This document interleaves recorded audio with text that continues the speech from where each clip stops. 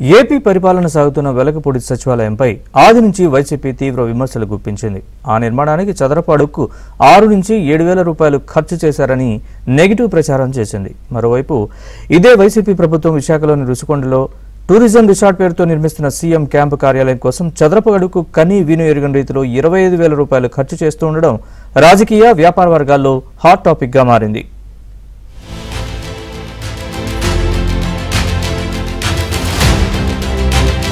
AP రాజధాని అమరావతి నిర్మాణం కోసం అప్పటి టీడీపీ ప్రభుత్వం వెలగపూడిలో 5 భవనాలు G+1 కింద, అసెంబ్లీ కౌన్సిల్ కోసం G+1 కింద మరో భవనం నిర్మించాలని నిర్ణయించింది.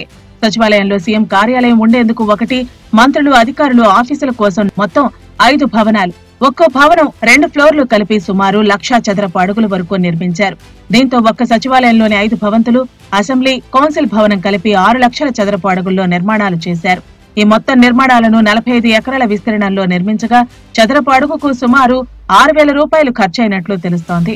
అయితే అప్పటి విపక్ష వైసీపీ దీనికి అదనంగా మరింత చేర్చి చదరపు అడుగుకు మహానగరాల్లో కూడా లేనంతగా డబ్బులు ఖర్చు చేశారని విష ప్రచారం చేసింది. అయితే ఇంత మొత్తం అవటానికి ప్రధాన కారణం మాత్రం ఈ నిర్మాణాల్లోనే సచివాలయంకు వెళ్లే రోడ్లు, లాన్, పార్కింగ్, అంతర్గత లాన్, డ్రైనేజీ, ఎలక్ట్రిసిటీ లైన్లు, ఇతర సౌకర్యాలు కలిపి ఉన్నాయి. వీటితో పాటు ఈ నిర్మాణాల కింద 7 అంతస్తులకు సరిపడేంత ఫౌండేషన్ సైతం వేశారు.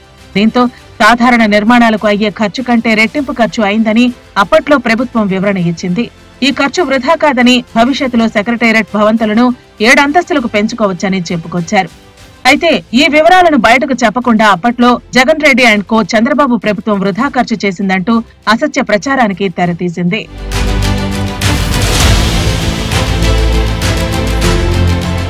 ఇదిలా ఉంటే చంద్రబాబు ముఖ్యమంత్రిగా ఉండగా నిర్మించిన సచివాలయం, అసెంబ్లీ, కౌన్సిల్ భవనాలకు 2 ఖర్చు చేశారన్న జగన్ ఇప్పుడు విశాఖలో రిషికొండ నిర్మాణాల్లో ఎంత ఖర్చు చేశారనే ప్రశ్న అందరిలో వ్యక్తమవుతోంది.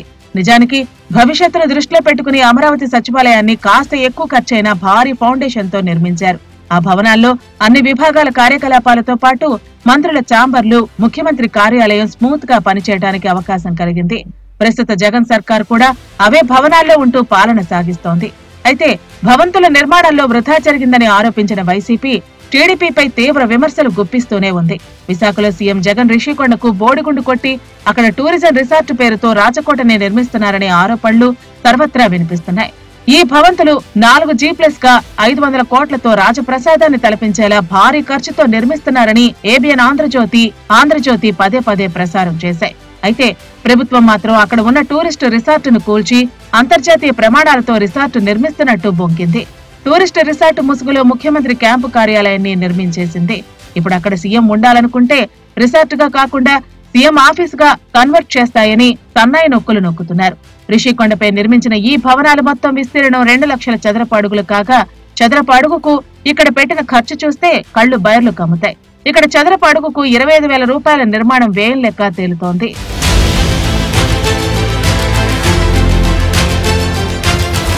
అమరావతిలో సచివాలయ నిర్మాణానికి 600 కోట్లు ఖర్చు కాగా అది ప్రజోపయోగం కోసం. ఇక విశాఖలో టూరిజం రిసార్ట్ పేరుతో నిర్మించిన సీఎం క్యాంపు కార్యాలయంకు అంత ఖర్చు కేవలం సీఎం ఉండేందుకే అని అర్థమవుతోంది. కేవలం సీఎం కోసం ఇంత ప్రజాధనాన్ని వృధా ఎందుకు చేశారు అనే ప్రశ్న తలెత్తుతోంది.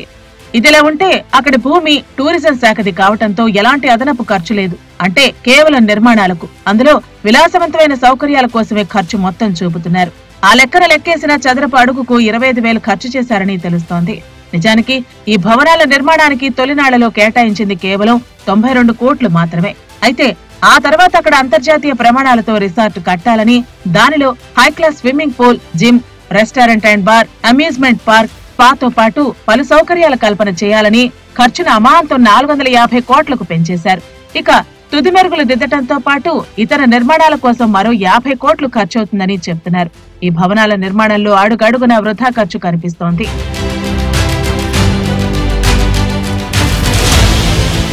వినడానికి కాస్త అతిశయోక్తిగా ఉన్న చంద్రమండలంపై భవంతులు నిర్మించిన చదరపు అడుగుకు 25,000 కాదని భవన రంగ నిపుణులు అంటున్నారు. కేవలం కమోడ్ కోసం 15 లక్షలు, బాత్ టబ్ కోసం 25 లక్షలు, వింటేజ్ ఫ్యాన్ ఒక్కోటి 2 లక్షలు ఖర్చు చేసినందుకే ఈ స్థాయిలో నిర్మాణ వ్యయం అయినట్టు చూపుతున్నారని వారంటున్నారు. గతంలో వెలగపూడి సచివాలయ నిర్మాణంలో టీడీపీని నిర్మాణ వ్యయం విషయంలో అడిగిన ప్రశ్నలనే ఇప్పుడు వైసీపీని విపక్షాలు ప్రశ్నిస్తున్నాయి. విశాఖ రిషికొండపై రాచకోట నిర్మాణ వ్యయంపై నిలదీస్తున్నాయి. నిర్మాణ లెక్కలు బహిర్గతం చేయాలని డిమాండ్ చేస్తున్నాయి.